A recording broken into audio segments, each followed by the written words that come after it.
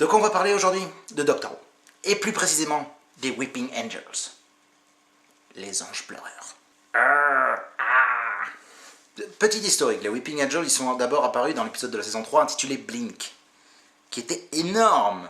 Un épisode écrit par Moffat où le docteur apparaît très peu, il était à l'époque avec Martha, du coup il apparaît très peu aussi et ça me dérangeait pas trop.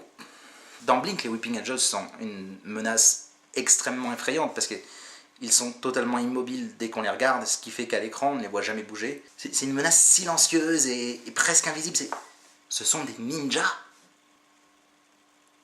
Bref, tout le monde les a aimés à l'époque. Le docteur étant en retrait dans l'épisode Blink, le personnage principal est une jeune femme nommée Sally Sparrow. C'est elle qui est donc confrontée aux anges pendant tout l'épisode. Et pourquoi je parle de Sally Sparrow? Eh ben on y reviendra plus tard. Les anges pleureurs sont ensuite revenus en saison 5, dans un double épisode qui marque aussi le retour de River, et où le docteur avait pour compagne Amy Pond, apparue au début de la saison. C'est dans ce double épisode qu'on a commencé à entendre les premières critiques envers les anges pleureurs, et ce que j'ai noté le plus, c'est qu'apparemment les gens n'avaient pas aimé qu'on les voit bouger.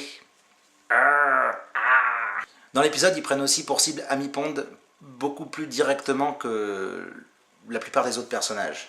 L'image d'un ange est un ange. Vous êtes foutés. Moi aussi. En saison 6, ils font juste une petite apparition dans l'épisode The God Complex. Puis c'est plus... Enfin, c'est pas un vrai ange. Pour l'instant, donc on les a vus 2 fois. Donc un double épisode. Pour ceux qui font des maths. Puis ils ont marqué leur grand retour en saison 7. Pour le final de la première partie de la saison 7. Qui marque aussi la fin de Amy et Rory. Le couple mythique des saisons 5, 6 et 7 donc. Et là, ça a énervé pas mal de gens pour plusieurs raisons, j'ai eu l'impression. D'abord, à cause du coup de la statue de la liberté transformée en ange. Certains ont aussi dit que c'est bon, on les avait trop vus. Quelqu'un se souvient des Daleks? Ah, un nouveau méchant, qu'est-ce que c'est? Ah, c'est un Dalek. Oh mon dieu, il nous arrive des trucs qu'on comprend pas dans cet épisode. Qui c'est qui peut bien nous en vouloir? Ah, des Daleks. Oh, les Cybermen attaquent! Les Daleks aussi! Et enfin, la dernière complainte que j'ai lue à plusieurs endroits, c'est donc que c'était facile de les faire revenir. Voilà, c'est les méchants de Moffat, ils les utilisent, et voilà, c'est facile, je sais pas.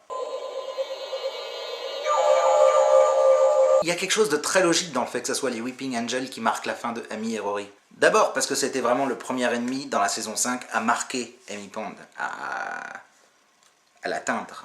Mais même si on revient plus loin à la première apparition qu'ils ont faite dans l'épisode Blink, le personnage de Sally Sparrow ressemble étrangement à Amy. C'est une jeune femme, elles ont à peu près le même âge. Elles sont très mignonnes, elles sont curieuses. Bon, ok, on a l'impression que je décris n'importe quelle compagne du docteur. Mais regardez l'épisode Blink, la façon dont est écrit le personnage de Sally, la façon dont sont écrits ces dialogues, il y a quand même quelque chose de très ressemblant avec Amy. Bref, tout ça pour dire que dans la tête de Moffat, Amy et Sally sont peut-être la même personne. Et que donc il a commencé ce grand arc avec les anges pleureurs. Et que c'était logique pour lui de le finir également avec cet ennemi. Waouh! Ou pas, hein. C'est juste une idée.